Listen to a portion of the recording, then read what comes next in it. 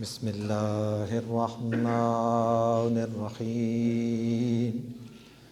الحمد لله رب العالمين، والعاقبة للمتقين والنار للملحدين. ثم الصلاة والسلام على سيدنا ونبينا وشفيع ذنوبنا وطبيب نفوسنا أبي القاسم محمد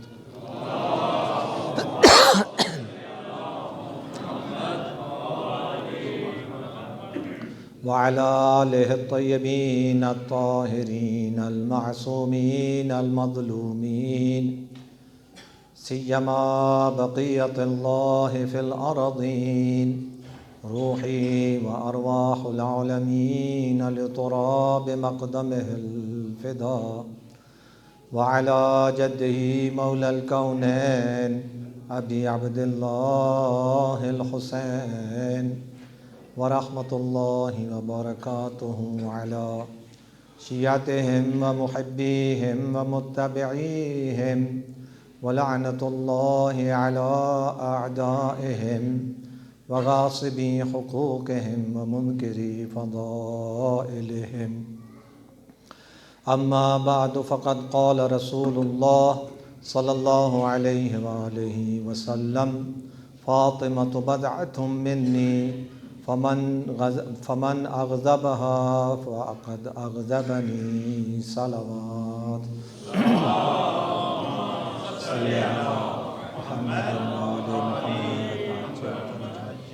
جملہ مرحومین، آپ حاضرین کے مرحومین، شہدائے اسلام، شہدائے مکتب تشیع، شہدائے فلسطین و کشمیر، اور بالخصوص بانی مجلس کی والدہ ماجدہ اور باقی جتنے بھی ان کے مرحومین ہیں، ان سب کی مغفرت اور بلندی درجات کے لیے فاتحہ۔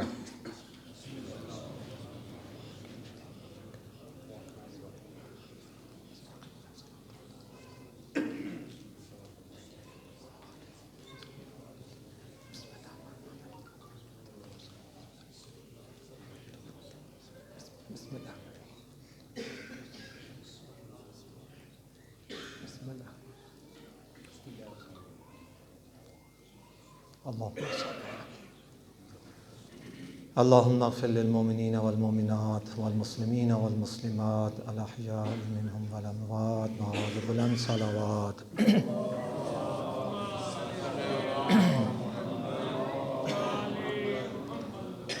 اعمال کی قبولی، مجلس کی قبولی اور گناہوں کی بخشش کے لیے بار دیگر صلوات۔ اللہم صلی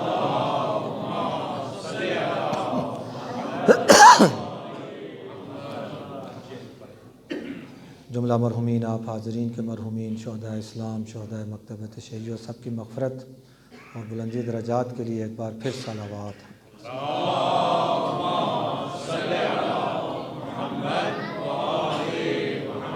مومنین مومنات بشمول آپ حاضرین، مساجد، امام بارگاہیں، مجالس عزا، جلوس عزا، مراکز دینیہ، مدارس دینیہ، مزارات مقدسہ اور مظلوم فلسطینی سب کی حفاظت و سلامتی کے لیے ایک بار پھر صلوات۔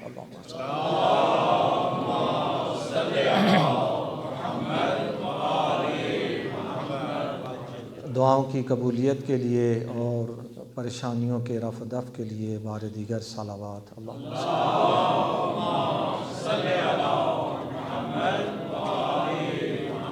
بارہویں آقا وارث اعضا کے جلد از جلد ظہور کے لیے صلوات۔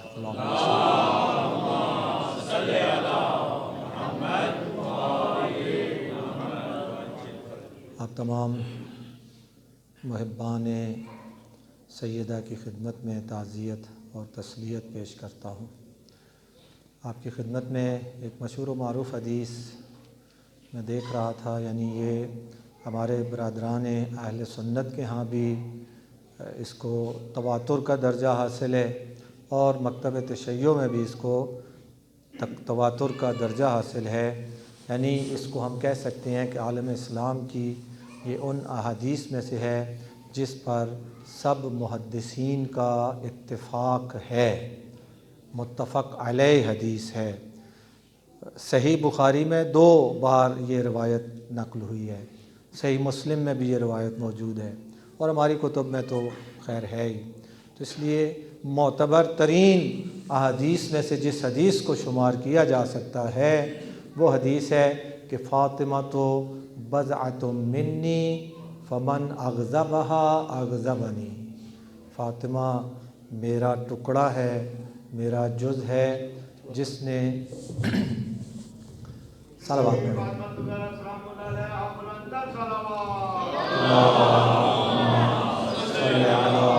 محمد آل محمد وعجل فرجہ، جس نے فاطمہ کو ناراض کیا اس نے مجھ مصطفیٰ کو ناراض کیا۔ اس بی بی کی فرش عزا پہ آئے بیٹھے ہیں۔ خمینی کبیر فرماتے ہیں کہ میں یعنی بی بی کی یہ فضیلت اور عظمت عقل کو حیران کر دیتی ہے کہ حضور کی رحلت کے بعد بلا ناغہ، یہ اصول کافی کی روایت ہے اور صحیح السند، یعنی ہمارے علماء اس حدیث کو صحیح السند مانتے ہیں، اور صحیح السند حدیث عرض کر رہا ہوں کہ رسول کی رحلت کے بعد بلا ناغہ جب تک بی بی زندہ رہیں، حضرت جبرائیل علیہ السلام ہر روز بی بی کی خدمت میں آتے تھے۔ وہ جبرائیل جو کئی نبیوں نے ان کی زیارت نہیں کی ہوگی، جبرائیل کوئی عام معمولی فرشتہ تو نہیں ہے، ہر نبی اور ہر رسول پہ نازل نہیں ہوتے تھے۔ جبر اسد جناب فاطمہ کی خدمت میں ہر روز آتے تھے اور 3 کام کرتے تھے۔ ایک، بی بی کو تعزیت اور تسلیت پیش کرتے تھے، بی بی کو ان کے بابا کا عالم برزخ میں مقام دکھاتے اور بتاتے تھے، اور بی بی کے اوپر اور ان کے بچوں پر آنے والی مشکلات اور مصائب بتاتے تھے، اور وہ نوٹ کیے جاتے تھے، لکھے جاتے تھے، اور ہمارے منابع میں موجود ہے۔ اس کتاب کا نام مصحف فاطمہ ہے، اور اسرار امامت میں اس کا شمار ہوتا ہے، یعنی وہ کتاب مولا کائنات کے پاس تھی، اس کے بعد امام حسن کے سپرد ہوئی، اسی طرح چلتے چلتے اس وقت وہ کتاب مہدی فاطمہ کے پاس ہے۔ مصحف فاطمہ اسرار امامت میں سے۔ خمینی کبیر کہتے ہیں کہ یہ عقل حیران رہ جاتی ہے کہ یہ کیسی ہستی ہے، چونکہ جبرائیل کے نازل ہونے کے لیے جس پر نازل ہو رہے ہیں اس کا ان کے ساتھ سنخیت ہونی چاہیے۔ عام انسان تو اصلا سوچ نہیں سکتا حضرت جبرائیل کی زیارت اور ان کے وجود کا تحمل، عام انسان کے لیے تو اصلا قابل تصور نہیں ہے۔ خود حضور پر جب جبرائیل علیہ السلام نازل ہوتے تھے تو اس کا اتنی ایک سنگینی اور اتنی ایک اس کا ایک وزن ہوتا تھا، روحانی وزن، کہتے جانور کا پیٹ زمین سے لگنے لگتا تھا۔ اگر حضور مرکب پہ سوار ہوتے تھے جانور کا پیٹ زمین پہ لگنے لگتا تھا۔ وہ جبرائیل آتے ہیں کس کی خدمت میں؟ بی بی کی خدمت میں، ہر روز۔ فرشتے فارغ تو نہیں ہے میری اور آپ کی طرح، ہر فرشتہ اپنے خاص اس کی ڈیوٹی اور اس میں مصروف ہوتے ہیں، اور فرشتوں کا سردار تو سب سے زیادہ مصروف ہے، وہ ہر روز آتے ہیں بی بی کے پاس۔ شہید قاسم سلیمانی، آپ سب نے ان کا نام سنا ہوگا، ان کے بارے میں معروف ہے، جنگی امور میں اور معاملات میں جب بھی کوئی مشکل پیش آ جاتی تھی، کار گرے نہیں خورد، کہتے کار گرے نہیں خورد، یعنی جب کوئی گرہ لگ جاتی تھی، کوئی اڑا لگ جاتا تھا تو وہ کہتے تھے کسی ذاکر کو بلاؤ، کسی عالم کو بلاؤ، اور دعوت دیتے تھے، بلاتے تھے اور کہتے تھے کہ حضرت فاطمہ الزہرا کے مسائل پڑھیں۔ بی بی سے توسل کرتے تھے۔ اپنے گھر میں انہوں نے ایک حال مخصوص کیا ہوا تھا بیت الزہرا کے نام سے، ابھی بھی موجود ہے کرمان میں ان کے گھر میں، بیت الزہرا، جہاں پہ وہ ایام فاطمیہ میں مجلس کروایا کرتے تھے۔ جب بھی کوئی مشکل پیش آتی تھی تو ام الائمہ کے ساتھ متوسل ہوتے تھے، اور کیوں نہ ہوتے۔ جب آپ کے 11ویں امام فرماتے ہیں ہم آپ پر حجت ہیں اور ہماری جدہ ہم ائمہ پر حجت ہیں، چھٹے امام فرماتے ہیں تمہیں کوئی حاجت پیش ہوتی ہے تو تم ہمارا واسطہ دیتے ہو خدا سے اور خدا سے حاجت طلب کرتے ہو، جب ہم ائمہ کو کوئی حاجت پیش آتی ہے تو ہم فاطمہ الزہرا کا واسطہ دیتے ہیں۔ ائمہ کی مشکل کشا ہے فاطمہ، اس فاطمہ کے ساتھ کیا ہوا۔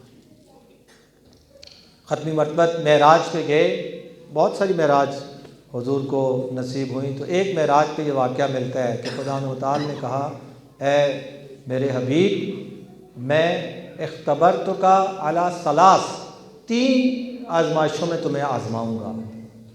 سب سے پہلی آزمائش بھوک کی آزمائش ہوگی۔ ظاہراً کہتے ہیں شاہ ابی طالب سے پہلے کی معراج ہے کہ شاہ ابی طالب کی طرف اشارہ تھا کہ 3 سال تک پتھر پہ پیٹ باندھتے تھے، جڑی بوٹیاں کھا کے پیٹ بھرتے تھے۔ حضرت خدیجہ سلام اللہ علیہا بظاہر ان کا انتقال ہوا ہے، لیکن حقیقت میں وہ بھی شہید ہوئی ہیں۔ شاہ ابی طالب کی سختیاں، بھوک اور پیاس نے بی بی کو اتنا لاغر کر دیا تھا کہ تاریخ بتاتی ہے بی بی چل کے شاہ ابی طالب میں گئی تھیں، لیکن جب 3 سال بعد وہ محاصرہ ختم ہوا تو بی بی خدیجہ چلنے کے قابل نہیں تھی، بی بی کو اٹھا کے لے کے گھر لایا گیا اور پھر بی بی جانبار نہ ہو سکی۔ تو بھوک سے آزماؤں گا۔ میرے اور آپ کے نبی نے کہا قبلت و رضیت، خدایا قبول ہے اور میں مصطفیٰ راضی ہوں اس پہ، بھوک کو برداشت کریں گے، کوئی مسئلہ نہیں۔ جب حضرت ابراہیم علیہ السلام نے حضرت اسماعیل کو کہا کہ یا بنیا میں نے خواب میں دیکھا ہے انی اذبحک، میں تمہیں ذبح کر رہا ہوں، میرے خدا کا حکم ہے میں تمہیں ذبح کروں، تو آواز دی کہ افعل ما تؤمر یا ابات، اے بابا جو آپ کو کہا کہ آپ کریں، ستجدنی من الصابرین، آپ مجھے صبر کرنے والوں میں سے پائیں گے۔ منزل صبر اور ہے اور منزل رضا اور ہے۔ جب بھوک کے امتحان کی بات آئی حضور نے کہا قبلت و رضیت، میں قبول کرتا ہوں، راضی ہوں، صبر سے اوپر کی منزل، راضی ہیں، کوئی مسئلہ نہیں ہے، خدا کے راستے میں بھوک کوئی مسئلہ نہیں۔ کہا دوسرا امتحان تکذیب اور تخویف کا ہوگا، اے رسول تجھے جھٹلایا جائے گا، جب تک تو نے میرے توحید کا پیغام نہیں دیا تھا دنیا تجھے صادق کہتی تھی اور وہی دنیا تجھے جھوٹا کہے گی۔ کل تک جو تجھے صادق کہتے تھے وہ تجھے جھوٹا کہیں گے، کل تک تجھے جو امین کہتے تھے وہ تجھے جادوگر، شاعر، دیوانہ، پاگل کہیں گے، پتھر ماریں گے، کانٹے بچھائیں گے راستے میں۔ فرمایا قبلت و صبرت، قبلت و رضیت، قبول ہے اور میں راضی ہوں۔ اور پھر فرمایا اے رسول، اے حبیب، تجھے تیری اولاد کے سلسلے میں آزماؤں گا۔ کیسے آزماؤں گا؟ الفاظ موجود ہے روایت میں کہ تیرے بعد تیری بیٹی تغصب حقھا، تیری بیٹی کا حق غصب کیا جائے گا۔ تظلم ابنتھا، تیری بیٹی پر ظلم ہوگا۔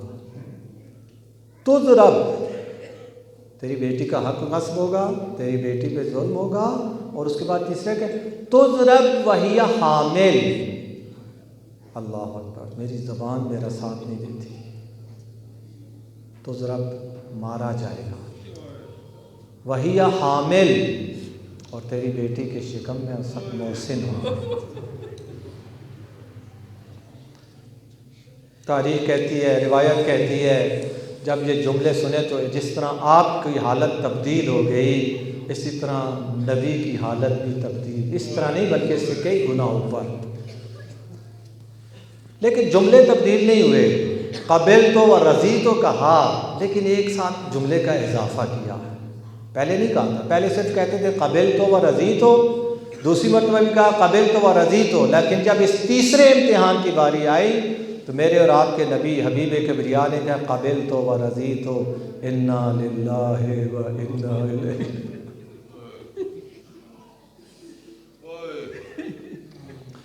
جنگ احد میں کہتے ہیں جب وہ دوبارہ پانسا پلٹا اور آخر میں پھر علی کے شجاعت سے پھر میدان خالی ہوا، 60 زخم آئے علی ابن ابی طالب کو۔ جب ایک قسم کا اکیلا پوری فوج کے پورے لشکر کے ساتھ جب انسان لڑتا ہے تو ظاہری بات ہے 60 زخم آئے، زخموں سے چور چور ہیں علی۔ جب جنگ کا خاتمہ ہوا اور حبیب کبریا پہنچے اپنے بھائی کے پاس، اپنے زخمی بھائی کے پاس، جب علی کے زخموں اور علی کے وجود پہ نظر پڑی تو تاریخ کہتی ہے کہ رسول کی آنکھوں میں آنسو آ گئے. بکا رسول اللہ، رسول روئے. رسول کو روتا ہوا دیکھ کر علی تڑپ اٹھے اور تڑپ کے کہتے ہیں یا رسول اللہ، یہ سب قربانیاں، یہ سب زخم میں نے اس لیے اٹھائے ہیں کہ آپ کی آنکھوں میں آنسو نہ دیکھیں. اور یہ کہہ کے رسول کو چپ کرا کے علی رو پڑے. جب علی روئے تو حضور نے پوچھا علی تم کیوں روتے ہو؟ کہا اتنا کچھ ہوا اور جنگ ختم ہو گئی اور میں شہید نہیں ہوا، اپنے شہید نہ ہونے پہ میں رو رہا ہوں. جب یہ سنا تو پھر کہتے ہیں حضور نے علی کے کان میں کچھ کہا. تاریخ کہتے علی نے جیسے یہ سنا وقع علی وجہہ، علی منہ کے بل زمین پہ گرے اور چیخ مار کے کہتے ہیں یا رسول اللہ، کیا ایسا نہیں ہو سکتا کہ میں آپ سے پہلے اس دنیا سے چلا جاؤں؟ جب پوچھا گیا بعد میں تو کہا کہ رسول اللہ نے میرے کان میں ان کی رحلت کے بعد جو میرے گھر پہ مصیبت آئے گی اس کا ذکر کیا تھا. اللہ اکبر. علی جیسا شجاع بھی برداشت نہ کر سکا. اور یہ معاملہ ہی ایسا ہے. عزت دار بیٹھے ہو، اللہ آپ سب کی عزتوں کو محفوظ رکھے، لیکن ہم سب کی عزتیں فاطمہ کے قدموں کی خاک پہ قربان، علی کے قدموں کی خاک پہ قربان.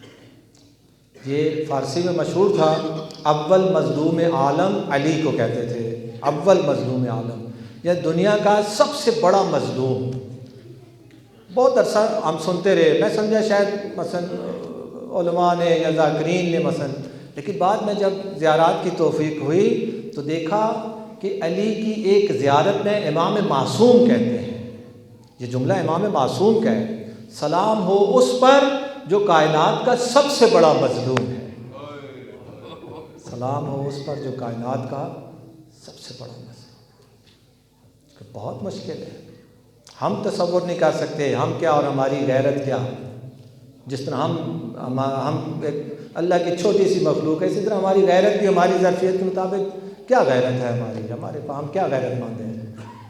علی کی غیرت اور ہماری غیرت اصل آپس میں اس کا موازنہ ہی نہیں کیا جا سکتا، تقابل ہی نہیں ہو سکتا.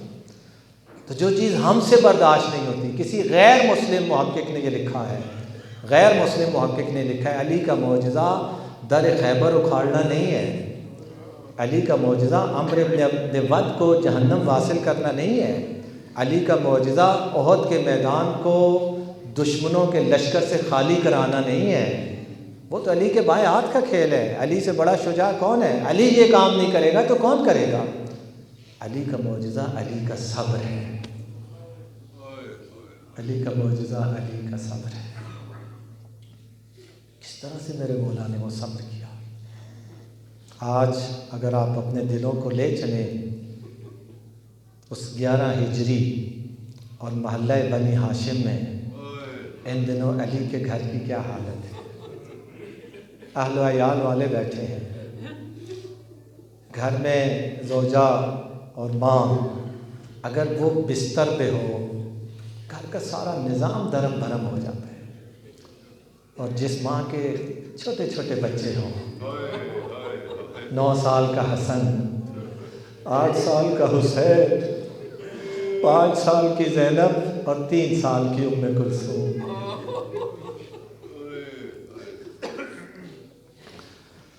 عزیز پڑھنا تو کچھ اور تھا، لیکن آج شب ایسی شب ہے. میرے عزیز مجھ سے پہلے وہ جو اشعار پڑھے اس میں یہی تھا نا کہ آج احمد کے گھر میں کوہرام بپا ہے.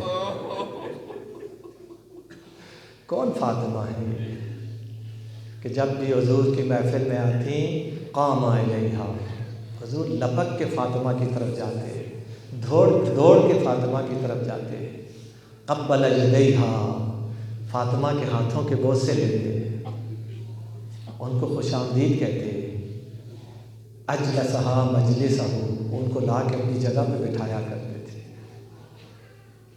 تاریخ کہتی ہے حضور جب بھی مدینہ سے باہر جاتے تو سب سے آخری دروازہ جو ہوتا تھا جس سے حضور نکلتے تھے وہ فاطمہ کا گھر ہوتا تھا، اور جب سفر سے واپس آتے تو سب سے پہلے جس گھر میں جاتے تھے وہ فاطمہ کا گھر ہوتا تھا. اللہ کتنا پیار تھا حضور کو فاطمہ اور فاطمہ کے گھر اور فاطمہ کے در سے۔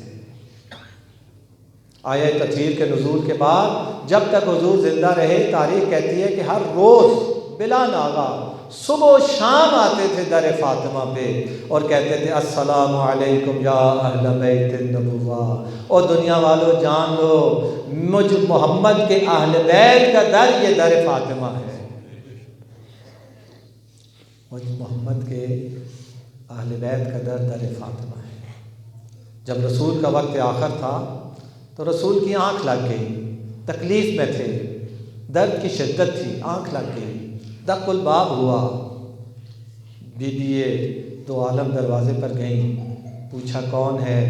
کہا نبی کا چاہنے والا ہوں، نبی کی زیارت کرنا چاہتا ہوں۔ بی بی نے کہا میرے بابا ابھی سوئے ہیں، میں تمہیں ملنے کی اجازت نہیں دے سکتی۔ واپس آ گئی، پھر کچھ دیر بعد پھر دق الباب ہوا، پھر گئیں، پھر انکار کیا۔ ظاہراً جب تیسری بار دق الباب ہوا تو رسول کی آنکھ کھل گئی۔ کہا بیٹی کیا بات ہے؟ کہا پتہ نہیں کون ہے، بار بار دروازہ کھٹکھٹاتا ہے، آپ سے ملنے کی اجازت مانگتا ہے۔ کہا بیٹی تمہیں پتہ ہے کون ہے؟ بیٹی یہ وہ ہے جو کسی سے اجازت نہیں لیتا، یہ تیرے دروازے کی عظمت ہے، یہ موت کا فرشتہ عزرائیل ہے، یہ کبھی اجازت نہیں لیتا۔ بیٹی اس کو اجازت دے، اس کو کام اپنا کرنے دے، جو اللہ نے اس کی جو ذمہ داری لگائی اس کو کرنے دے۔ تب اجازت ملی اور عزرائیل حضرت فاطمہ کے گھر میں داخل ہوئے۔ ارے جس کے گھر میں موت کا فرشتہ بھی بن پوچھے نہیں آتا، جس کو رسول کہتے ہیں میرا ٹکڑا ہے، جس نے اس کو ناراض کیا اس نے مجھ مصطفیٰ کو ناراض کیا، جس نے اسے دکھ پہنچایا اس نے مجھ مصطفیٰ کو دکھ پہنچایا۔ حضور نے ایسے ہی تو نہیں کہا تھا کہ ما اوذی نبی کما اوذیت، کسی نبی کو ایسی اذیتیں نہیں پہنچی جتنی اذیتیں مجھے پہنچی ہیں۔ آیت اللہ احمدی میاں جی رحمۃ اللہ تعالیٰ علیہ، ان سے میں نے خود اپنے کانوں سے سنا، وہ فرماتے ہیں کہ اس حدیث سے مراد صرف نبی کی مصیبتیں نہیں ہیں، حضور کی مراد صرف اپنی مصیبتیں نہیں ہیں، اپنے اوپر آنے والے غم نہیں ہیں، بلکہ اپنے بعد اپنی اولاد کے اوپر آنے والے بھی غم ہیں۔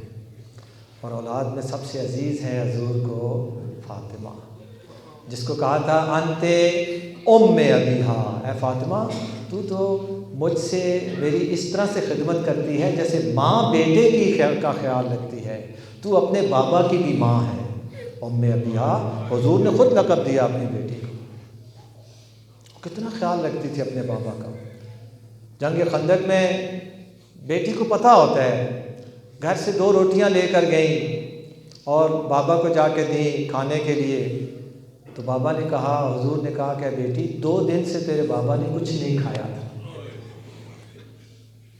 وہاں پہ بھی ظاہر ہے فرمایا کہ فاطمہ بضعۃ منی، فاطمہ میرا ٹکڑا ہے۔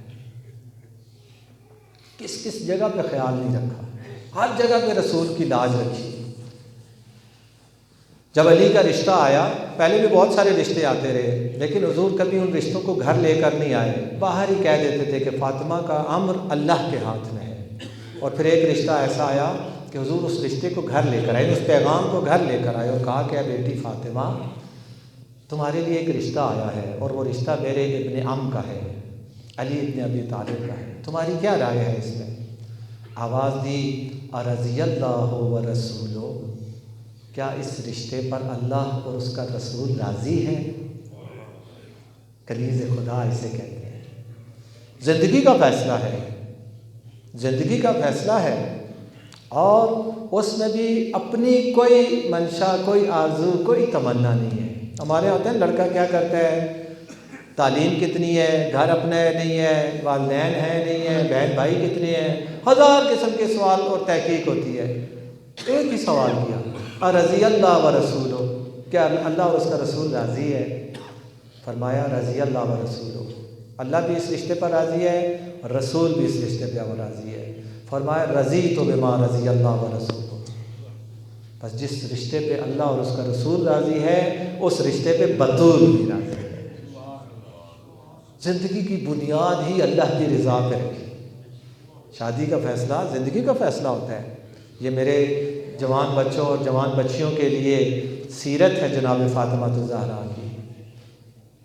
زندگی کا ایک قسم کا اگر دیکھیں تو یہ سب سے بڑا فیصلہ ہوتا ہے جو انسان نے کرنا ہوتا ہے۔ تو اپنی زندگی کا سب سے بڑا فیصلہ بھی کیا کیا؟ اللہ اور اس کے رسول کی رضایت میں کیا کہ اگر وہ راضی ہے تو بطول بھی راضی ہے۔ تو پھر اس فیصلے کا نتیجہ حسن و حسین نہیں ہوں گے تو کیا ہوگا؟ اس فیصلے کا نتیجہ زینب ام کلثوم نہیں ہوں گی تو کیا ہوگا؟ اور پھر جب شادی کی تقریب کا خیال بنا تو حضور نے پوچھا یا علی تیرے پاس کیا ہے؟ کہا ایک گھوڑا ہے، ایک تلوار ہے اور ایک زرہ ہے۔ کہا گھوڑا اور تلوار رہنے دو، زرہ بیچ دو، زرہ بیچ دو۔ ظاہراً آیت اللہ عبداللہ فاطمی نیاں رحمۃ اللہ تعالیٰ علیہ، ان سے یہ میں نے سنا تھا، حضرت فاطمہ معصومہ کے حرم میں ایام فاطمیہ کی مجالس پڑھا کرتے تھے۔ انہوں نے یہ کہا تھا کہ زرہ کا کہا بیچ دو۔ ایک تو ظاہر یہ تھا کہ شادی کے اخراجات پورے کرنے ہیں، زرہ بیچ دو، اور ایک یہ تھا کہ یا علی فاطمہ کے بعد اب تمہیں زرہ کی ضرورت نہیں ہے۔ زرہ دفاع کے لیے ہوتی ہے نا، حفاظت کے لیے، دفاع کے لیے۔ اب تمہیں فاطمہ جیسا مدافع مل گیا، اب تمہیں زرہ کی ضرورت نہیں۔ اور یہ چیز فاطمہ کو یاد رہی کہ علی نے مجھے پانے کے لیے اپنی زرہ کو بیچا ہے۔ چند دن ظاہراً علی علیہ السلام مصروف تھے، گھر کی خبر گیری اس طرح سے نہیں کر سکے۔ 2-3 دن بعد دیکھا تو حسنین شریفین دونوں لاغر کمزور ہو چکے ہیں۔ پوچھا فاطمہ یہ میرے بچے اتنے کمزور کیوں ہو گئے؟ کہا پچھلے 3 دنوں سے ہم نے کچھ نہیں کھایا اور کچھ نہیں پکایا۔ کہا فاطمہ مجھے کیوں نہیں بتایا تم نے؟ فرمایا میرے بابا نے شب رخصت وصیت کی تھی کہ اے بیٹی کبھی میرے ابن عم سے کوئی چیز نہ مانگنا، جو وہ لا دے لے لینا، جو نہ لائے اس پہ چپ رہنا، کبھی علی سے کوئی چیز نہ مانگنا۔ ایسی زوجہ، اور آج علی کو ایسی زوجہ چھوڑ کے جا رہی ہے۔ وہ علی جو کسی میدان میں نہ گرے، آج علی کے اوپر کیا گزر رہی ہے ہم آپ تصور نہیں کر سکتے۔ اللہ سیرت فاطمہ صرف خواتین کے لیے نہیں بلکہ مردوں کے لیے بھی نمونۂ عمل ہے۔ گھر کا ماحول کیسا رکھا؟ عشق خدا، محبت خدا۔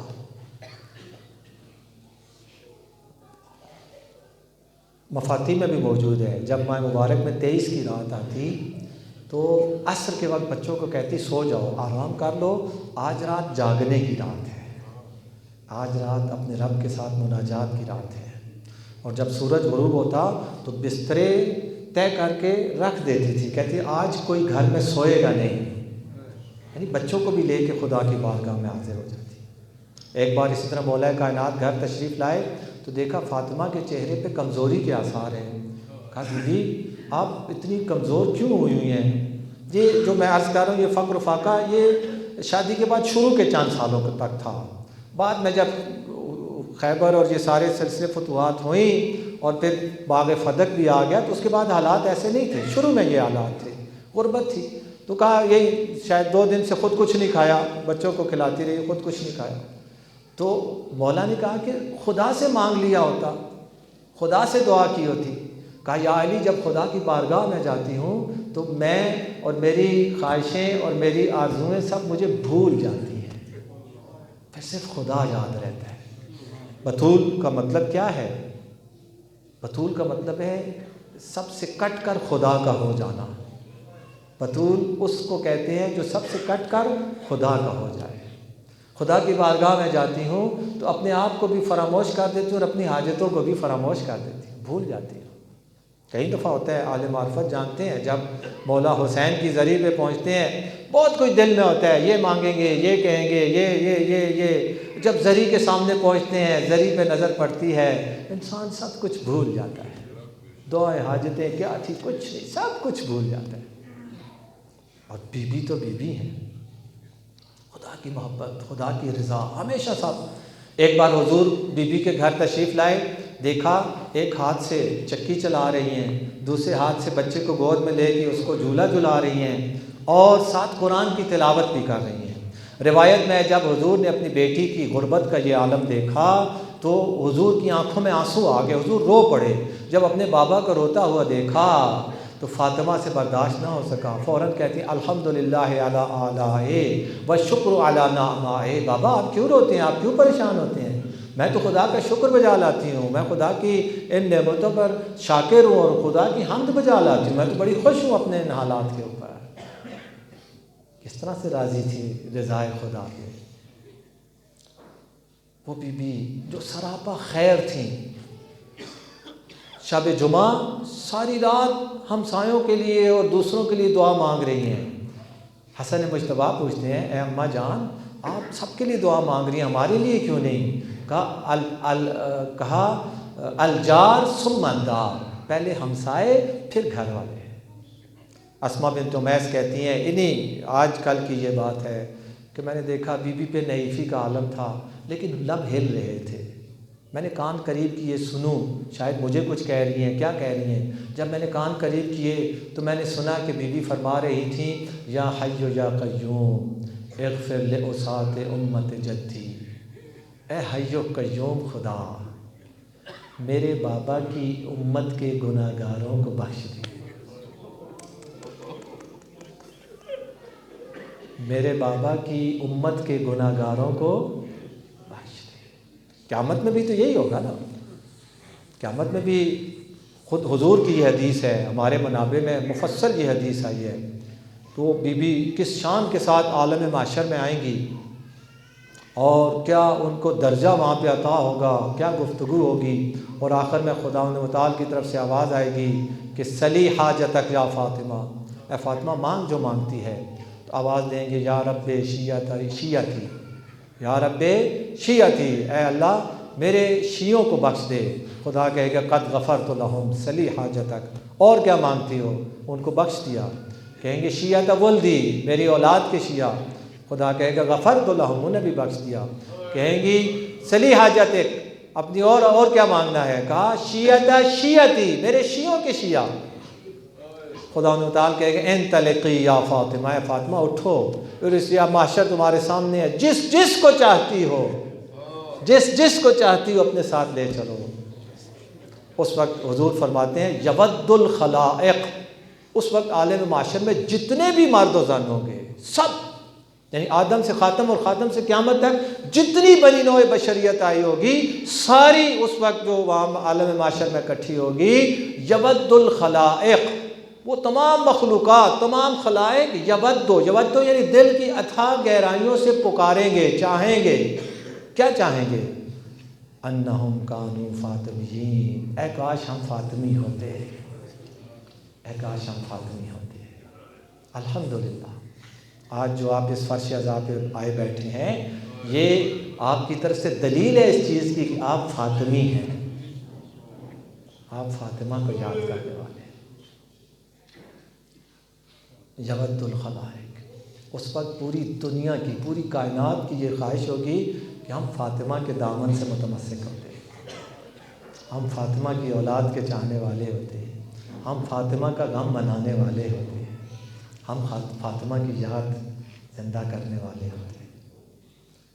عزیزو مجھ سے یعنی آج کی شب واقعہ پڑھا نہیں جا رہا ہے، معاملہ ہی ایسا ہے، مسئلہ ہی ایسا ہے کہ کس طرح سے میں پڑھوں۔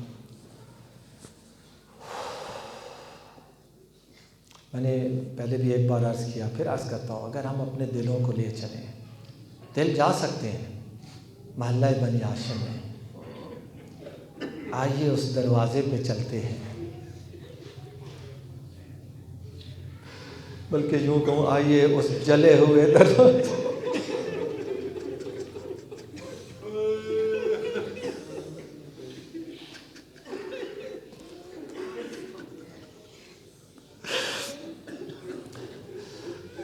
بستر بیماری پہ لیٹی ہوئی ہیں فاطمہ۔